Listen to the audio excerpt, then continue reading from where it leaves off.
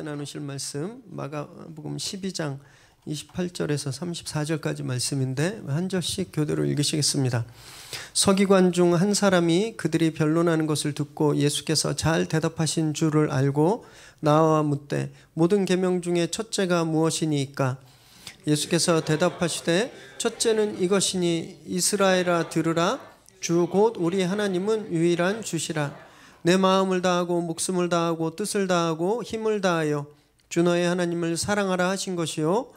둘째는 이것이니 내 이웃을 내 자신과 같이 사랑하라 하신 것이라. 이보다 더 큰 계명이 없느니라. 서기관이 이르되 선생님이여 옳소이다. 하나님은 한 분이시요 그 외에 다른 이가 없다 하신 말씀이 참이니이다. 또 마음을 다하고 지혜를 다하고 힘을 다하여 하나님을 사랑하는 것과 또 이웃을 자기 자신과 같이 사랑하는 것이 전체로 드리는 모든 번제물과 기타 제물보다 나으니이다. 함께 읽습니다. 예수께서 그가 지혜 있게 대답함을 보시고 이르시되 내가 하나님 나라에서 멀지 않도다 하시니 그 후에 감히 묻는 자가 없더라. 아멘. 오늘 우리에게 주신 하나님의 말씀입니다. 어렸을 때 학교에서 다 해보셨을 것 같은데 참 거짓 퀴즈 아세요? 선생님이 문제 내면 참이면 참 이러고 아니면 거짓 기억하세요? 학교들 다 다니셔서 아실 텐데 이렇게 좀 퀴즈 한번 해보면 좋겠는데요. 사람은 두 발로 걷는다. 참일까요? 거짓일까요? 참이죠. 그러면 두 발로 걸으면 다 사람이다.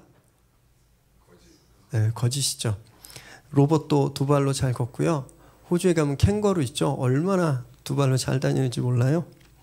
또 다른 퀴즈는요. 사람은 도구를 사용한다. 참이에요? 거짓이에요? 참이죠. 도구를 사용하면 다 사람이다? 거짓이죠. 원숭이가 막대기로 개미굴 이렇게 해서 먹는 것도 봤고 벌꿀 따는 것도 봤거든요. 사람과 동물을 가르는 어떤 기준이 있다는 거예요. 똑같은 행동을 해도 사람이 아닌 동물일 수 있다는 거거든요. 2016년 10월 5일에 카이스트 신문에 이런 기사가 났습니다. 타이틀은 유인원과 인간 사이 경계를 논하다 이런 타이틀이었는데요. 여기 보면 이렇게 돼 있어요. 과거에는요. 사람과 동물을 나누는 기준이 감정이었대요. 감정, 언어, 문화의 공유. 사람만 할 수 있다고 생각했었대요. 근데 과학이 발달해 보니까 그게 아니더라는 거예요. 동물들도 언어 소통을 하고 아주 유치한 수준이지만 감정이 있다는 겁니다. 감정이. 그리고 자기들끼리의 문화를 공유한대요. 그래서 이것이 꼭 인간에게만 있는 특징이 아니다라고 말했습니다. 그래서 지금은 인간과 동물을 구별짓는 특징이 인지능력이래요. 인지능력. 그리고 타인을 이해하는 능력, 마음법칙이라고 하는데 인지능력은 사람만이 과거와 현재와 미래를 인식할 수 있고 무엇을 예측할 수 있고 그 사고할 수 있다는 거예요. 집에 반려견 키우는 집 여러 계시죠? 밥그릇에 이렇게 밥을 다 떨어줬는데 얘가 먹다가 내일 오늘 주인이 출장 가니까 요거 한 반만 먹고 반은 내일 먹어야 되겠다 이렇게 멈추는 강아지 보셨어요? 없습니다. 배 찰 때까지 그냥 먹어요. 얘네들. 사람만이 그런 능력이 있다는 거예요. 과거와 현재를 분석하고 미래를 예측할 수 있는 또 타인의 마음을 이해할 수 있는 능력이 있다면 타인의 마음. 남의 슬픔을 내 슬픔으로 그걸 공유할 수 있는 능력이 있대요. 그래서 지금은 과학자들은 이 두 가지가 사람과 동물을 가르는 기준이다 이렇게 이야기한답니다. 이 기사를 보면서 제가 역으로 한번 생각해 봤어요. 역으로. 만약에 어떤 사람이 과거와 현재와 미래를 생각하지 않고 막 살면 사람처럼 보여도 사람이 아닐 수도 있겠다 이런 생각을 해봤습니다. 다른 사람의 아픔을 보고 그것을 내 슬픔으로 내 아픔으로 느끼지 못하면 겉모습은 사람일 수 있는데 진짜 사람의 모습은 아니겠구나 이런 생각을 한번 해봤거든요. 똑같이 생겼다고 똑같이 행동하고 똑같은 걸 한다고 다 사람이 아니라는 겁니다. 진짜 사람답게 사는 무언가가 있다라는 거예요. 이렇게 사람과 동물을 가르는 기준이 있는 것처럼요. 신앙에도 그런 기준이 있습니다. 신앙과 불신앙을 가르는 기준이 있어요. 또 그 참 거짓 퀴즈를 해보겠는데 신앙이 있는 사람은 다 교회 다니시죠? 그러시잖아요. 교회 오시잖아요. 그렇다고 교회 다니는 모든 사람들이 다 신앙이 있는가? 그건 아닌 거라는 거예요.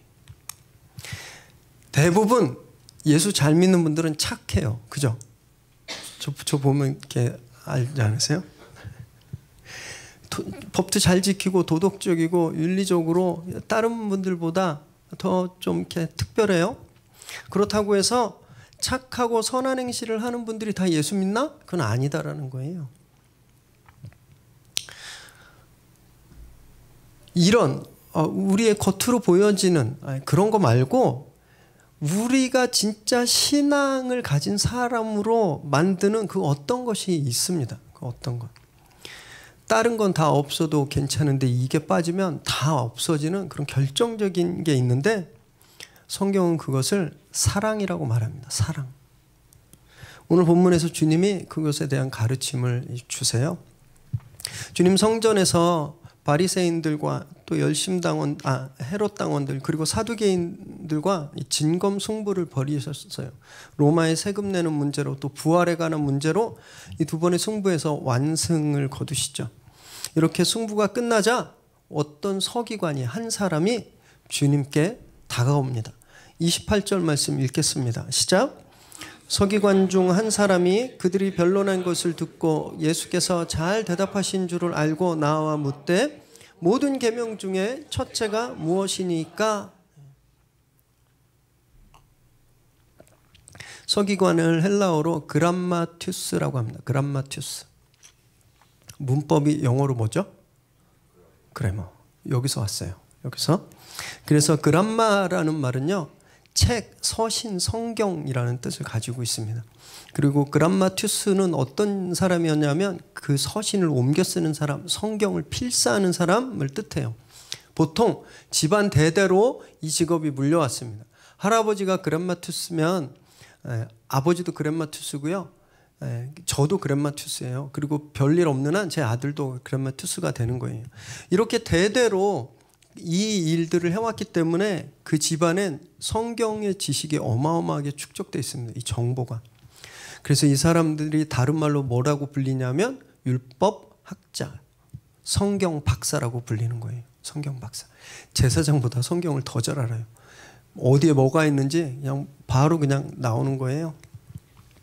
오늘 본문에서 이 사람, 예수님께 온 이 서기관이 서기관 중에서 한 사람이라고 되어 있잖아요. 이런 걸 보면 이 사람도 사내들인의 일원이었다라는 것을 저희가 유추해 볼 수 있습니다. 그래서 그가 이 자리에 지금 있는 이유는 뭐예요? 주님을 책잡기 위해서 여기 와 있던 거예요. 왜냐하면 사내들인이 사람들을 보내잖아요. 바리새인과 헤롯 당과 사두개인을 보내서 예수님을 계속 공격했죠. 이 사람도 그 일원으로 지금 이 자리에 있었던 거예요. 그런데 주님께서 논쟁하고 말씀하시는 것을 듣다 보니까 마음에 변화가 일어났습니다. 그래서 주님께 오는 거예요. 그래서 질문하는 겁니다. 계명 중에 가장 중요한 것이 무엇인지 예수님께 물어요. 당시에는요, 아주 유명한 선생님이나 그레이트 라바이, 그러니까 아주 대랍비들에게 사람들이 가서 이 계명 중에 제일 중요한 게 무엇입니까? 율법을 간략하게 요약하면 어떤 것이 있을까요? 사람들이 이렇게 종종 물었다고 해요. 이 사람이 지금 예수님을 그 정도 높은 반열에 있는 분으로 인정하고 있는 거예요.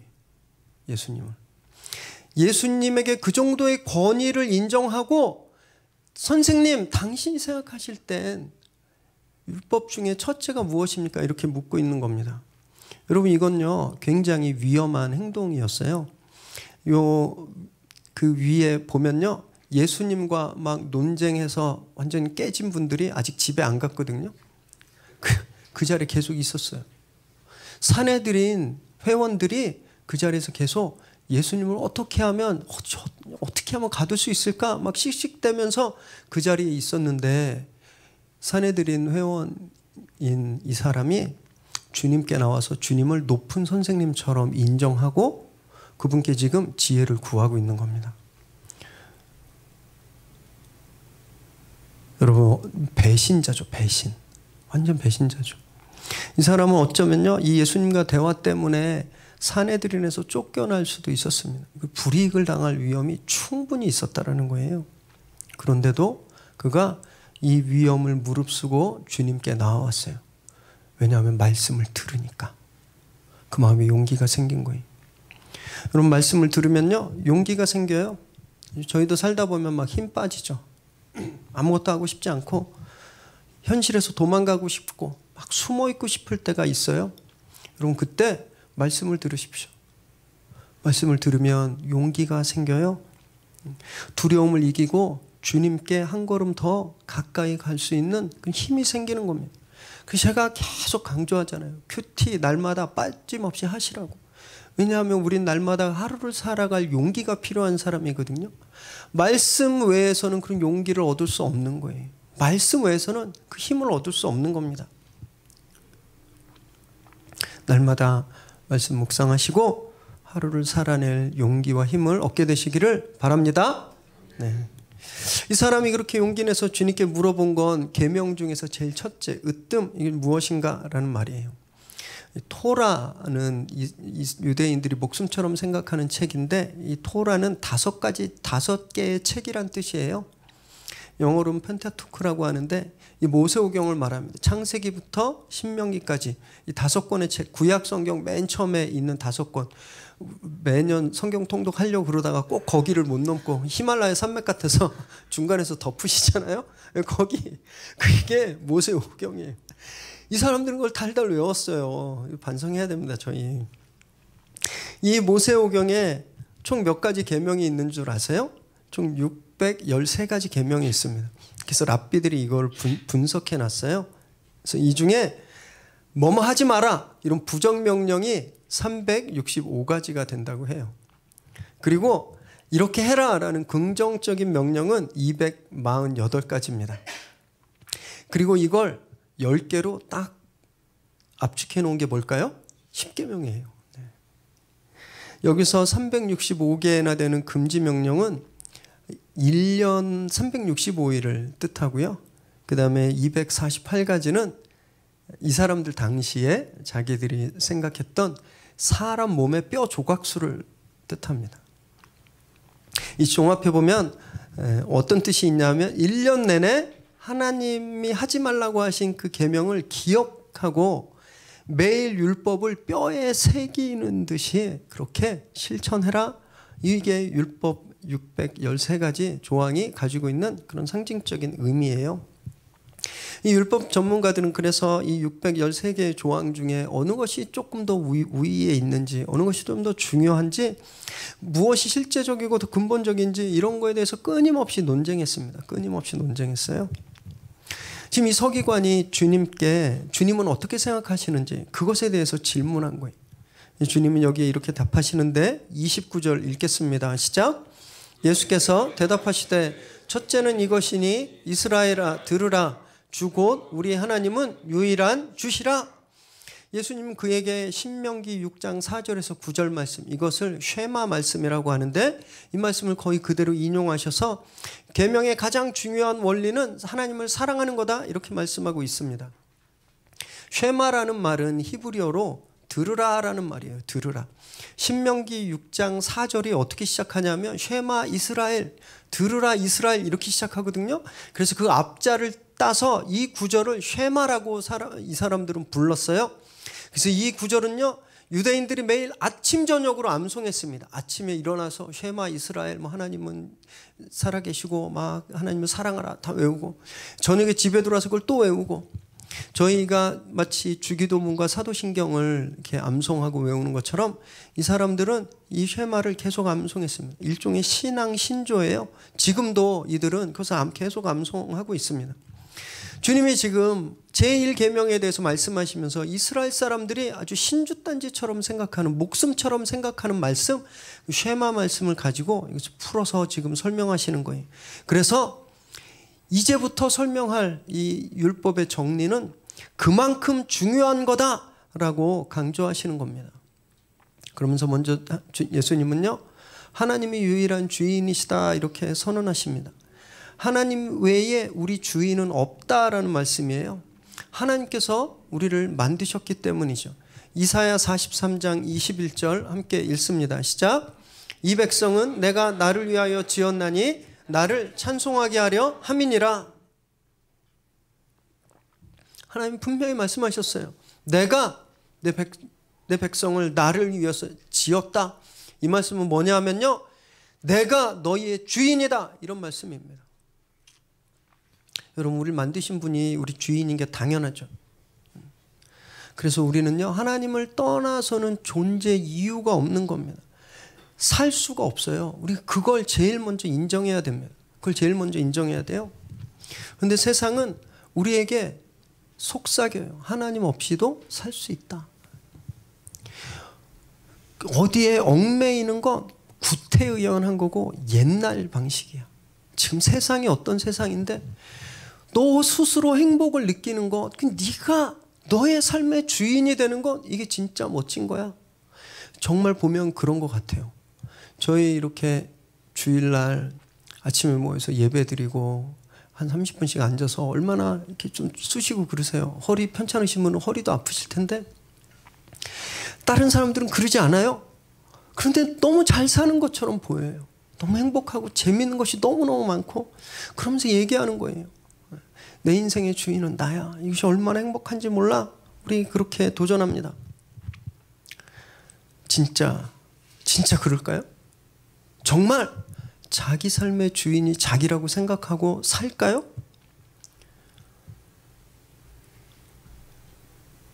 천만에요. 속이는 거예요. 사실은 돈이 자기들의 주인인데, 사실은 사람이 자기들의 주인이고 권력, 파워, 이게 자기들의 주인이면서 아닌 것처럼 내가 내 삶의 주인이라고 이야기하는 거예요. 여러분, 그래서 정신은 더 병들고 마음은 황폐해지고 날마다 신문 뉴스에 보면 잔인한 사건들, 사고가 끝도 없이 일어나잖아요. 끝도 없이. 여러분, 그런 게 스스로 주인된 삶의 모습일까요? 그 모습이 정말 만족스럽고 행복해 보이나요? 저 너무 불쌍해요. 너무 불쌍해요.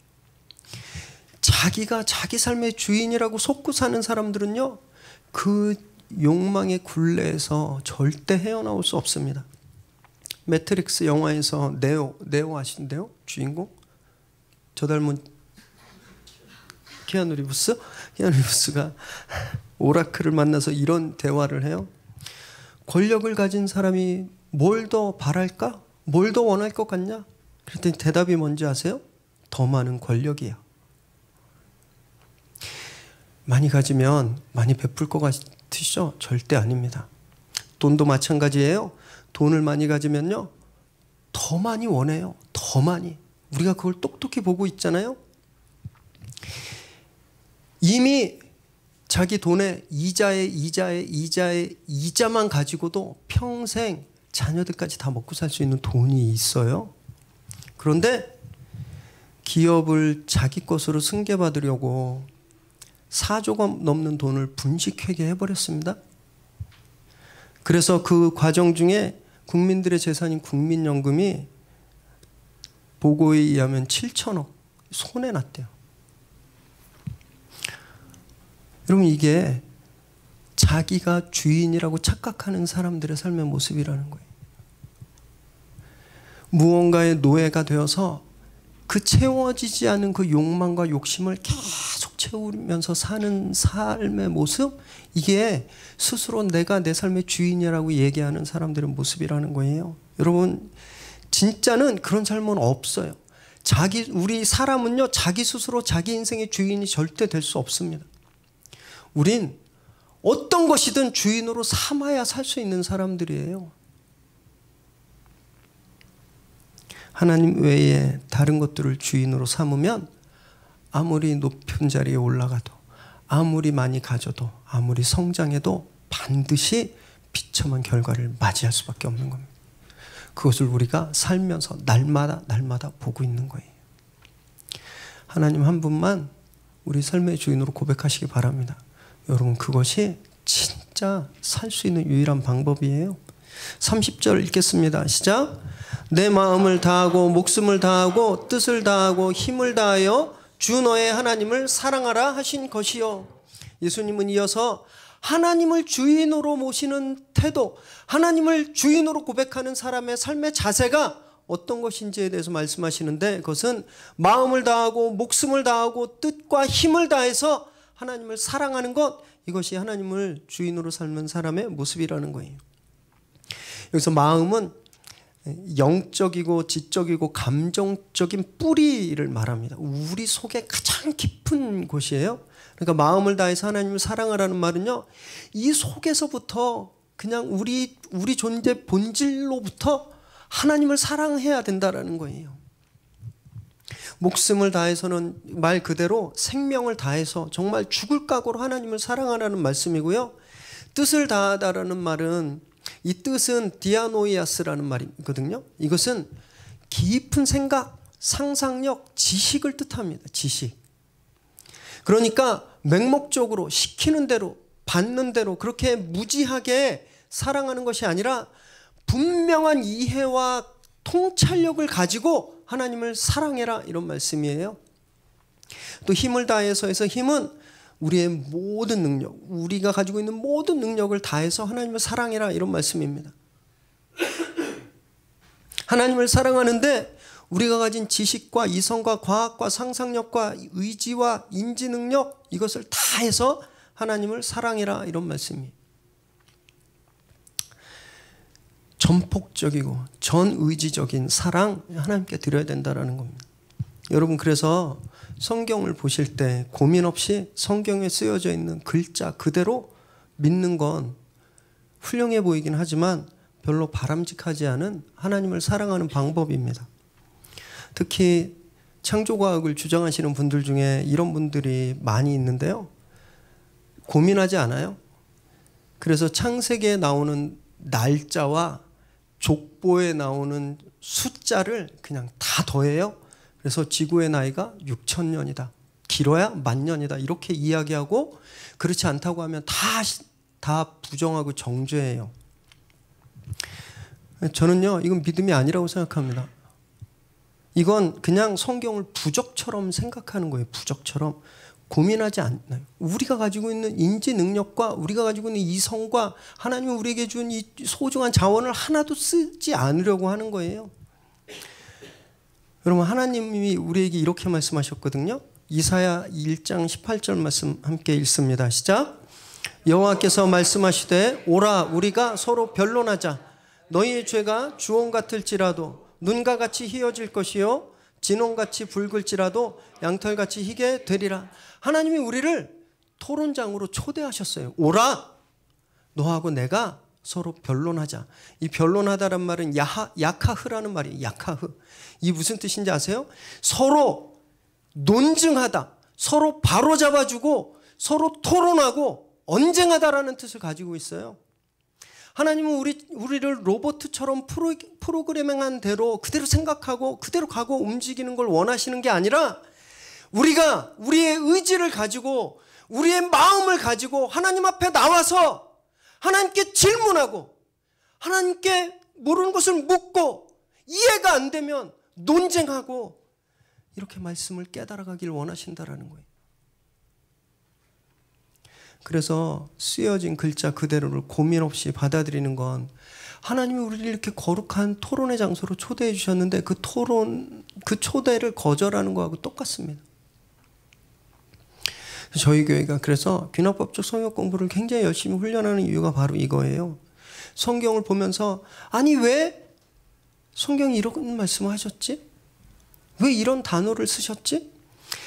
이 당시 사람들은 어떤 생활을 했지? 그리고 이 본문을 받는 오리지널 독자들은 이 말씀 통해서 무엇을 느꼈나? 우리가 이것을 하나님이 우리에게 주신 귀중한 능력, 지식과 지혜와 인지 능력과 상상력을 동원해서 우리가 계속 붙들고 몸부림칠 때, 그때 말씀이 깨달아지는 겁니다. 저는 저희 교회 모든 모임이 이랬으면 좋겠어요. 주일 예배 후에 저희가 이렇게 테이블별로 모이셔서 식사하시잖아요. 그때 주식 얘기하고 뭐 연예인 얘기하고 뭐 이렇게 정치 얘기하지 마시고 그날 설교 말씀을 가지고 이렇게 토론해 보시는 거예요. 이해가 안 되는 건 서로 질문하고 서로 막 생각해서 나는 이게 이 말씀인 것 같은데 형제님은 자매님은 어떻게 생각하시냐고 그렇게 막 토론하는 그런 모임 얼마나 좋겠어요. 때로는 반박도 하시면 좋아요. 제가 풀리지 않는 궁금증이 있어요. 과연 우리 성도님들은 설교 듣고 나한테 질문을 하나도 안 하시는데 100% 다 이해하셨나? 저하고 똑같은 수준이신 거잖아요. 다. 그러니까 질문을 안 하시는 거죠. 질문이 분명히 있으실 텐데 모르는 단어도 있고 그리고 동의하기 어려운 말씀도 있을 거 아니에요. 그러면 변론하셔야죠. 저에게 찾아와서 변론하셔야 되잖아요. 커피 브레이크도 GBS도 막 이런 풍성한 변론들이 막 계속되면 좋겠어요. 하나님이 그 모습을 보시면서 얼마나 기뻐하시겠어요. 와, 얘네들 진짜 온 뜻과 온 힘을 다해서 나를 사랑하려고 하는구나. 정말 너무너무 좋다. 이렇게 말씀하지 않으시겠어요? 하나님을 사랑하는 건요, 그냥 교회 몇 년 다니면 자동적으로 되는 거 절대 아닙니다. 하나님을 사랑하는 건 이런 부단한 몸부림이 있어야 되는 거예요. 그렇게 치열하게 하나님을 사랑하는 저와 여러분 되시기를 주님의 이름으로 축원합니다. 31절 읽겠습니다. 시작. 둘째는 이것이니 내 이웃을 내 자신과 같이 사랑하라 하신 것이라. 이보다 더 큰 계명이 없느니라. 예수님은 바로 이어서 이웃 사랑에 대해서 말씀하세요. 근데 여기서 저희가 오해하면 안 되는 게 첫째, 둘째라고 하니까 둘째는 없어도 되는 그냥 첫째가 제일 중요한 이렇게 생각하실 수 있는데 절대 그런 뜻이 아닙니다. 31절에 한국 개역개정 개역 한글이 번역을 잘못했는데 이보다 더 큰 계명이라고 해서 단수로 번역을 했거든요. 영어에 보면 these라고 되어 있습니다. 복수예요. 헬라어 원전에도 이것들이라고 되어 있어요. 그래서 정확한 해석은 첫째 계명, 둘째 계명 이것들보다 더 큰 계명이 없다라고 말씀하시는 거예요. 이 둘이 따로 떨어져 있는 것이 아니라 이것을 통으로 말씀하시는 거예요. 여러분 동전에 앞면과 뒷면이 있잖아요. 앞면만 들고 다니시는 분 계세요? 안 계시죠? 동전의 앞면과 뒷면이 분리될 수 없는 것처럼 첫째 계명과 둘째 계명은 분리될 수 없습니다. 이 둘이 하나인 거예요. 우리는 그런데 하나님을 사랑하는 거에 대해서는 그래도 많이 아는 것 같아요. 그래서 예배도 열심히 나오고 성경도 읽고 기도도 하고 막 찬양도 하고. 그런데 그만큼 중요한 이 둘째 계명, 이웃을 사랑하는 거에 대해서는 많이 실수하고 실패할 때가 있습니다. 주님이 내 자신과 같이 사랑하라 이렇게 하셨거든요. 먼저 이웃을 사랑하기 위해선 자기 자신을 사랑할 줄 알아야 돼요. 자기 자신을. 그런데 자기 자신을 사랑하는 게 어떤 건지 잘 모를 때가 있어요. 보통 우리는요, 나를 사랑하는 게 나를 만족시키는 거라고 생각하거든요. 그래서 더 많이 갖거나 더 높은 자리에 올라가거나 사람들의 막 인정을 받을 때 그게 나를 만족시키는 거고 그게 나를 사랑하는 거다 이렇게 생각할 때가 있습니다. 이게 얼마나 어리석은 줄 아세요? 여러분 인도 뉴델리 공립의대연구원들이 작년에 최초로 조사를 해봤대요. 뭘 조사했냐면요, 최근 6년간 셀카 찍다가 사망한 사람들의 숫자가 얼마나 되는지 조사했대요. 전 세계적으로. 몇 명이나 되는지 아세요? 작년까지 통계인데 259명. 259명이 사진 찍다가 추락해서 죽거나 교통사고로 죽거나 물에 빠져 죽었대요. 259명이. 나라별로는 인도가 제일 많았고 그 다음에 러시아, 그 다음에 미국 순이었대요. 왜 이런 일이 일어나는지 아세요? SNS에 그런 희한한 인증샷 올리면 사람들이 막 좋아요 누르고 와우, incredible, 막 amazing 막 이렇게 다니까 그러면 자기를 이렇게 만족감을 느끼는 거예요. 그 자기를 사랑하는 줄 아는 거예요. 그래서 죽음도 불사하는 거죠. 여러분 이런 것만 그런 게 아니에요. 몸에 해로운 음식 또 몸에 안 좋은 약물들을 섭취해서 혀를 달콤하게 하거나 순간적인 짜릿함을 경험하는 거, 이게 자기를 만족시키는 거라고 생각해요? 실제는 자기 자신을 죽이는 건데 이제 자기를 만족하는 것 같아서 계속 먹는 거예요. 포르노나 음란물들을 보면서 쾌감을 느끼는 것이 자기를 만족하는 걸로 알고 있어요. 그게 자기를 사랑하는 걸로 알고 있는 거예요. 실제는 정신과 마음을 계속 병들게 하는데 우리 마치 이런 것들이 나를 만족시키니까 나를 사랑하는 거다라고 착각하고 있다는 겁니다. 여러분, 자기를 건강하게 사랑할 줄 알아야 돼요. 자기 자신을 소중하게 여길 줄 알아야 됩니다. 그래야 남을 사랑할 수 있어요. 그래야 아이들을 사랑할 수 있고, 그래야 남편을, 아내를 사랑할 수 있는 겁니다. 자기 자신을 건강하게 사랑하지 못하면요, 자식도 사랑할 수가 없어요. 여러분, 그래서 요즘 많은 가정의 문제들이 그래서 일어나는 거 아닌가요? 자기 의지로 안 되면 성령님께 기도하세요. 하나님, 내가 나쁜 습관들을 다 끊고 정말 내 몸을, 나를 건강하게, 내 정신과 몸을 건강하게 사랑하고 싶은데 내 의지로 잘 안 됩니다. 성령님 도와주세요. 이렇게 기도하십시오. 간절히 기도하면 성령님께서 도와주실 거예요. 오늘 성령께서 건강한 자기 사랑을 우리에게 회복시켜 주실 걸 믿으시기 바랍니다. 또 우리가 자주 어려움을 겪는 건 이웃이 누구인지 잘 몰라서예요. 이웃이 누구인지. 원래 이웃, 네이버라는 말은요, 근처 가까운 지역에 사는 사람, 그냥 내가 금방 볼 수 있는 사람, 이런 사람들을 말하는 거거든요. 그래서 유대인들의 입장에서 이웃은 히브리인들. 이방인들도 이웃이 아니었어요. 이방인들은 짐승처럼 여겨졌습니다. 사마리아 사람들은 거의 쓰레기 취급 받았어요. 그런데 예수님이 그 이웃의 범위를 무한대로 확장시켰어요. 누가복음 10장에 보면 선한 사마리아인의 비유가 나오는데요, 거기에 뜬금없이 강도 만나서 죽게 된 사람이 있는 거예요. 율법으로는 그 사람을 만질 수가 없었습니다. 왜냐하면 피 흘리는 자를 만지면 부정하게 되기 때문에. 그런데 사마리아인, 짐승과 동격으로 불렸던 그 사마리아인이 그 사람을 싸매주고 감싸주거든요. 주님이 거기서 이웃에 대한 기준을 말씀하신 거예요. 이웃에 대한 기준. 길 가다 만나는 사람, 어려움에 처한 사람은 다 이웃이다.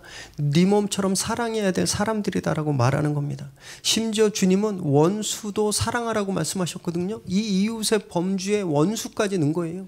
원수도 사랑하려면 나와 원수 사이에 있는 모든 사람들은 다 사랑해야 되는 겁니다. 결국은 한계가 없는 거예요. 이웃의 범위는요, 한계가 없고 제한되어 있지 않습니다. 그래서 우리 이웃은요, 우리 교회 다니는 분만 이웃이 아니고, 우리 옆집 아파트 한 동 거기 사는 분들만 이웃 아니고, 회사에 그 같은 부서에 있는 직장 그 사람들만 이웃이 아니고, 출근하면서 만나는 모든 사람들이 이웃인 거예요. 마트에 가서 계산해 주는 분도 이웃인 거예요. 식당에서 여러분들 섬기는 그런 해외 동포들, 중국 동포들, 외국인 노동자들 다 이웃이라는 겁니다. 그 사람들을 다 나를 사랑하듯이 건강하게 사랑해야 된다는 거예요. 특히 요새는요, 이웃의 범위가 더 벌추얼해졌죠. 무슨 말씀이냐 하면, 가상 공간에서도 친구를 만나시잖아요. 한 번도 못 본 사람, 밥 한 번도 못 먹어보고 실제로 보지 못했는데 평생 친구로 지낼 수 있거든요. SNS를 통해서 우리의 친구들이 그렇게 확대되고 있는 겁니다. 그 친구들도 사랑해야 돼요. 그래서 내 이름 모른다고, 얼굴 안 봤다고, 내가 욕해도 제가 비행기 타고 못 온다고 막 막말을 쏟아붓고 막 혐오스러운 표현하는 건, 그러면 안 되는 겁니다. 우리는 가상 공간에서도 이웃을 사랑하는 그런 모습을 보여야 되는 거예요. 그래서 악한 말은 쓰지도 마시고요, 화나도 저주하는 말 쓰지 마세요. 그래서 이웃을 사랑하는 것이 아닙니다. 이웃을 사랑하는 구체적인 방법 중에 좋은 건 입장을 한번 바꿔보는 거, 이게 굉장히 좋은 방법이에요. 힐렐이라고 하는 랍비가 한 번은 이방인에게 이런 도전을 받았대요. 이방인이 힐렐에게 와서 이렇게 놀리듯이 비아냥거리듯이 내가 이렇게 한 발로 이렇게 서 있는 동안 율법 전체를 가르쳐 줄 수 있으면 내가 유대교로 당장 개종하겠다. 이렇게 한 발로 10분 이상 서 있기 힘들잖아요. 그러니까 이 사람이 비꼰 거예요. 율법이 그렇게 뭐 해라 마라 수도 없이 많은데 야 그렇게 많은 거 어떻게 다 지킬 수 있냐. 네가 간단히 정리해 주면 내가 개종할게. 이렇게 이야기한 겁니다. 그때 힐렐이 이 사람에게 뭐라고 대답했는지 아세요? 당신이 하기 싫은 일을 이웃에게 행하지 마십시오. 이것이 모든 율법입니다. 그리고 나머지 조항들은 그것을 설명하기 위한 겁니다. 라고 이야기했습니다. 이 힐렐이 율법을 압축해서 정리한 건 남의 입장에 대보라는 거예요. 입장을 바꾸라는 거죠. 그것이 이웃을 사랑하는 율법이라는 겁니다. 내로남불이란 말 막 엄청나죠. 요즘 보면요, 진짜 뭐 5년 전에 했던 말 순식간에 뒤집고 나는 되고 너는 안 되는 이야기들이 얼마나 많은지 몰라요. 이건 이웃을 사랑하는 게 아니라는 거예요. 내로남불이 아니라 내불남노로 사시기 바랍니다. 나는 절대 안 되지만 너는 할 수도 있어. 이런 마음. 입장을 바꿔보면 그 사람의 마음을 읽을 수가 있습니다. 그 사람의 마음을 이해할 수 있어요. 그러면 사랑할 수 있게 되는 겁니다. 32절, 33절 읽습니다. 시작. 서기관이 이르되 선생님이여 옳소이다. 하나님은 한 분이시요 그 외에 다른 이가 없다 하신 말씀이 참이니이다.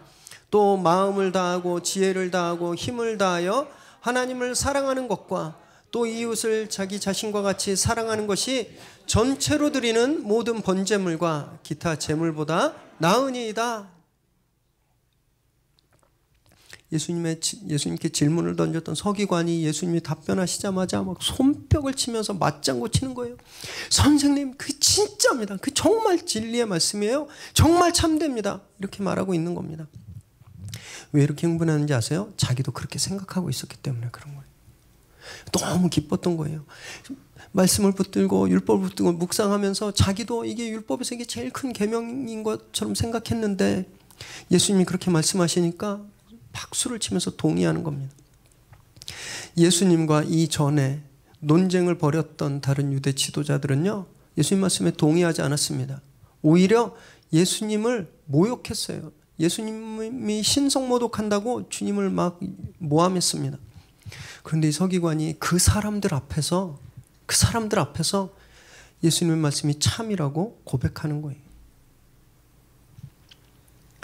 그러면서 주님의 답변에 자기의 고백을 하나 첨가하는데 그게 33절 말씀이에요. 사랑이 종교의식보다 더 중요합니다 라는 것을 고백하는 거예요. 이 사람도 그게 고민이었겠죠. 서기관이기 때문에 제사 성전에서 지내면서 제사하는 것들 너무너무 봤겠죠. 제사장들이 제사 드리는 모습, 백성들이 제사하는 거 다 봤겠죠. 이 사람에게 와서 구했을 거 아니에요. 이런 제사는 어떻게 해야 돼? 그러면 자기가 아는 대로 쌀은 몇 대 하고 불은 어떻게 피우고 다 이야기했을 거 아니에요. 그런데 채워지지 않는 뭔가가 있는 거예요. 이 종교의식으로 수도 없이 날마다 돌아가는 이 제사를 봐도 자기 안에 채워지지 않는 게 있는 거예요. 지금 그걸 고백하고 있는 거예요. 사랑이었구나. 사랑이었어요. 고백하고 있는 겁니다. 아무리 제사를 드리고 모든 전체로 드리는 모든 번제물, 이건 뭐냐 하면 원래 보통 제사를 드리면 남은 고기는 제사장들이 먹고 제사 드린 사람들이 먹었는데 전체로 드리는 번제물은 사람이 먹을 수가 없었어요. 다 태워서 하나님께만 바치는 거예요. 심지어는 하나님께 드리는 예배도 사랑이 없으면 의미가 없습니다. 이렇게 고백하는 겁니다. 여러분 얼마나 놀라운 고백인지 몰라요? 정말 탁월한 영적 인사이트를 가지고 있었어요. 그래서 주님이 이 사람을 인정하시는 겁니다. 그럼 교회 생활을 오래 하다 보면 우리도 어떤 규칙 같은 게 생기게 됩니다. 규칙 같은 게. 그렇지 않으세요? 설교 시간에 막 일어났다 앉았다 안 하시잖아요. 규칙 같은 게 생긴 거예요. 설교는 앉아서 듣는다. 막 이런 거. 설교 시간에 막 이렇게 질문하고 막 대화 안 하시잖아요. 규칙 같은 게 생긴 거예요. 설교 시간은 그냥 입 다물고 목사님 하는 얘기만 들어야 된다. 저는 이게 되게 불만인데 여러분들도 말씀하실 수 있어요. 그게 오리지널 예배예요. 초대교회는요. 투웨이였어요. 대화가 사도가 이야기하면 백성들이 화답하고 질문하면 대답하고 이런 다이나믹한데 너무너무 이 전통적으로 이런 것들이 굳어지다 보니까 이 다이나믹한 말씀이 사라져 버렸어요. 그래서 너무 안타까워요. 그래서 끝나고 저한테 막 질문 막 해달라고 제가 부탁드린 거예요. 네. 주일엔 교회와야죠. 이 주일 성수 아시죠? 한국 교회가 세 가지 진짜 목숨처럼 생각하고 있는 게 있는데 하나가 주일 성수고 하나가 11조고 하나가 전도예요. 주일엔 교회 오는 것, 헌금하는 것, 전도하고 봉사하는 것 이게 그냥 교회 생활을 하다 보니까 몸에 뱄습니다. 습관이 됐어요. 이게 굉장히 중요해요. 없어서는 안 되는 덕목들이에요. 그런데 이 습관화 되니까 이게 어느 순간 본질의 자리를 뺏어버렸어요.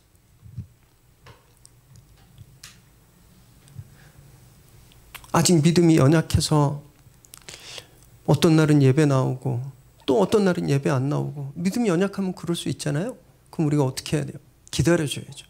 이분이 말씀을 계속 들어서 정말 주일날 막 예수님을 만나려고 하는 그런 간절함이 막 생길 때까지 우리 기도하고 기다려주고 참아줘야 되잖아요. 그런데 주일 성수가 넘버원 프라이어리티가 딱 돼버리니까 빠지면 왜 안 나왔어? 주일날 빠지면 안 되지. 천국 갈 수 있겠어? 다 이렇게 이야기하면 어떻게 될까요? 상처받죠. 교회 안 나와버리는 거예요. 지난주에 우리 부모 스쿨 할 때 거의 교회를 거의 처음 나오신 어떤 자매님이 이런 얘기를 저한테 하셨어요. 20살쯤 그때 참 고민이 많을 때잖아요. 그래서 고민이 많아서 신앙을 좀 가져봐야 되겠다 싶어서 근처에 있는 교회를 무작정 들어갔대요. 그랬더니 그 교회가 매주 그랬던 건 아닐 거라고 저는 믿어요. 그랬더니 그냥 헌금에 대해서 얼마나 이야기를 하고 막 앞으로 줄 세워서 헌금 내라고 막 그래서 그 제목에 막 뒤어가지고 그다음부터 교회를 지금까지 안 다닌 거예요. 헌금하는 거 되게 귀해요. 성경에 보면 진짜 헌금하는 분들에게 하나님이 축복하세요. 그런데 성경은요 남에게 헌금을 강요하란 말씀 한마디도 하지 않았어요. 그냥 하나님과 나 사이의 관계예요. 내가 제 아내에게 선물을 뭘 해주든지 다른 분들이 상관할 이유가 없죠. 그죠? 제가 아내 데리고 칼국수 좋아하거든요. 칼국수 집에 간다고 아니 사랑을 칼국수집밖에 안 하냐고 쓸러 가야지 막 이렇게 여러분들이 저한테 말하실 수 없는 거잖아요. 헌금은 그런 거예요. 그런데 왜 헌금 생활 안 하냐고 그럼 축복 못 받는다고 막 이렇게 하면 어떻게 되겠어요? 상처받고 나가버리는 거죠. 여러분 우리가 해오던 신앙생활의 어떤 패턴들이 사랑보다 높지 않다는 걸 아셔야 됩니다. 심지어는요 더 극단적으로 말씀드리면 여러분 우리가 여기서 예배 드리는 것보다 훨씬 더 중요한 일이 있다는 거예요. 그건 사랑하는 거예요. 사랑하는 거. 고린도서 13장 1절 2절에서 이렇게 말씀하고 있는데요. 함께 읽을까요? 시작. 내가 사람의 방언과 천사의 말을 할지라도 사랑이 없으면 소리나는 구리와 울리는 꽹과리가 되고 내가 예언하는 능력이 있어 모든 비밀과 모든 지식을 알고 또 산을 옮길 만한 모든 믿음이 있을지라도 사랑이 없으면 내가 아무것도 아니요. 바울이 이런 고백을 하고 있는 거예요. 눈 감으면 환상이 보이고 막 기도하면 천사의 언어가 나와서 천사와 막 화답하고 사람 보면 막 앞길에 뭐가 있는지 막 보여요. 저 사람 그리 가면 안 되는데 뭐 해야 되는데 막 이렇게 예언할 것들이 보이고 기도했더니 남한산성이 절로 가 있고 막 이런 믿음이 있다 하더라도 사랑이 없으면 아무 소용이 없다라고 이야기하는 겁니다.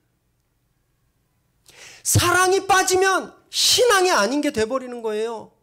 환상 못 봐도 괜찮고 방언 못 해도 괜찮고 헌금 안 해도 괜찮아요. 주일날 예배 빠지셔도 괜찮아요.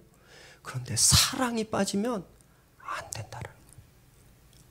사랑이 신앙과 불신앙을 가르는 기준이라는 거예요. 여러분 이 말씀을 꼭 기억하시기 바랍니다. 우리 안에 내가 해왔던 것, 내 패턴, 내 신앙 방법이 자꾸만 올라와서 그러지 못한 사람들을 자꾸 정죄하려는 마음이 생길 때 이 말씀을 꼭 기억하세요. 아, 내가 지금 사랑보다 이런 걸 더 지금 붙들고 있구나. 그렇게 기도하셔야 되는 겁니다. 34절 읽습니다. 시작. 예수께서 그가 지혜 있게 대답함을 보시고 이르시되 내가 하나님의 나라에서 멀지 않도다 하시니 그 후에 감히 묻는 자가 없더라. 서기관의 대답을 듣고 주님이 너무 기쁘셨어요. 네가 하나님 나라에서 멀지 않았다 이렇게 칭찬하십니다. 이 전까지 사두개인들, 바리새인들, 헤롯 당들, 대제사장들은요 주님에게 정죄당했어요. 이 사람만 칭찬받았습니다. 그 말씀을 향한, 하나님을 향한, 진리를 향한 그 사모함이 있었기 때문에 주님이 그것을 인정하신 거예요. 여기서 오해하시면 안 되는데 멀지 않다라고 말씀하셨거든요. 이건 이 서기관이 하나님의 나라가 임했다, 너에게 하나님의 나라가 임했다 이렇게 말씀하신 게 아니에요.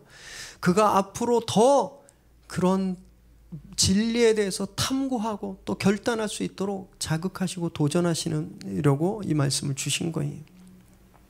이렇게 말씀하시자 감히 묻는 자가 없었어요.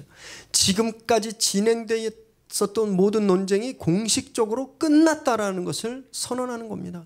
성전에서 예수님한테 누구 권위로 당신이 이런 일을 해라고 말했던 대제사장들, 서기관들, 장로들, 세금 문제로 주님의 함정을 판 바리새인들과 헤롯 땅, 그리고 부활 문제로 주님께 도전한 사두개인들, 이 모든 도전이 이제 완전히 끝났고 주님이 승리하셨다 것을 보여주는 거예요. 여러분 이 사람들은 악한 의도로 나왔죠. 악한 의도로. 예수님이 이들에게 무엇을 가지고 대항하셨어요? 말씀입니다. 말씀. 이들에게 똑같은 걸로 싸움하지 않으셨어요. 주님이 이들에게 말씀을 가지고 대응하셨습니다. 여러분 말씀으로만 이길 수 있는 거예요. 세상이 매일매일 우리에게 도전해 올 때 세상과 똑같은 방법으로 맞서면 100점 100패예요. 지금부터 열심히 돈 모아서 삼성 기업 일으키실 분 계세요 여기에? 지금부터 막 공부해서 이 사시도 없어졌는데 변호사 되고 장관 되고 대통령 되실 분 계세요? 거의 불가능하잖아요. 세상과 똑같은 방법으로는 세상을 이길 수가 없습니다. 세상을 이길 수 있는 유일한 방법은 말씀이에요. 말씀. 예수님이 오늘 세상과 이들과의 승부에서 그걸 보여주셨잖아요. 말씀으로 이들을 완전히 압도하고 제압하는 것을 보여주셨잖아요. 말씀이 우리와 함께 할 때 여러분 우리가 이 세상을 압도하고 세상을 제압하게 되는 겁니다. 날마다 말씀 읽으시기 바랍니다. 말씀을 듣고 묵상하세요. 말씀이 주시는 힘으로 세상을 이기는 저와 여러분 되시기를 주님의 이름으로 축원합니다. 사랑하는 여러분, 신앙과 불신앙을 가르는 건 내가 교회를 얼마나 많이 다녔다, 내가 교회를 몇 개 개척했다, 우리 교회에 몇만 명이 나온다, 여러분 이거 아니에요. 신앙과 불신앙을 가르는 기준은 사랑입니다. 사랑. 하나님을 사랑하는가, 이웃을 사랑하는가, 그것이 기준이라는 거예요. 여러분 그 완성이 무엇인지 아세요? 십자가입니다. 십자가. 하나님을 사랑하는 것, 이웃을 사랑하는 것, 여러분 이 십자가에서 이 사랑이 완성되어 있어요. 예수님이 그것을 보여주셨습니다. 아버지를 지극히 사랑해서 아버지의 말씀에 순종하셨잖아요. 죽기까지. 그 죽음으로 이 세상 모든 사람들의 죄를 용서해 주셨어요. 여러분 십자가가 사랑의 완성입니다. 주님은 이 십자가로 우리를 가까이 하셨어요. 우리를 모이게 하셨습니다. 에베소서 2장 13절 읽겠습니다. 시작. 이제는 전에 멀리 있던 너희가 그리스도 예수 안에서 그리스도의 피로 가까워졌느니라. 이 서기관은 천국으로부터 멀리 있었어요. 그런데 말씀을 들으면서 천국에 가까이 오게 되었잖아요. 우리는 이전에요 예수님으로부터 멀었고 서로도 너무너무 멀었습니다. 그런데 예수 그리스도의 십자가가 우리를 그리스도와 가까이 하게 만들고 우리를 서로 가까이 하게 만드는 거예요. 십자가는 각 가까이 하게 하는 능력이 있습니다. 여러분 혹시 갈등이 생기고 다툼이 생기면요, 다른 걸로 해결하려고 그러지 마시고 십자가 앞에 엎드리셔야 돼요. 그래서 그 사랑을 경험하십시오. 십자가에서 주님이 완성하신 가장 큰 계명, 그 사랑을 회복하세요. 그때 우리가 갈등을 이기고 극복할 수 있게 되는 겁니다. 사랑이 전부인 거예요. 사랑이 처음이고 끝입니다. 사랑이 없으면 존재 이유가 없는 거예요. 그래서 꼭 믿으시고 온 힘을 다해 하나님을 사랑하고 또 동시에 이웃을 사랑하는 저와 여러분 되시기를 주님의 이름으로 축원합니다. 기도하겠습니다.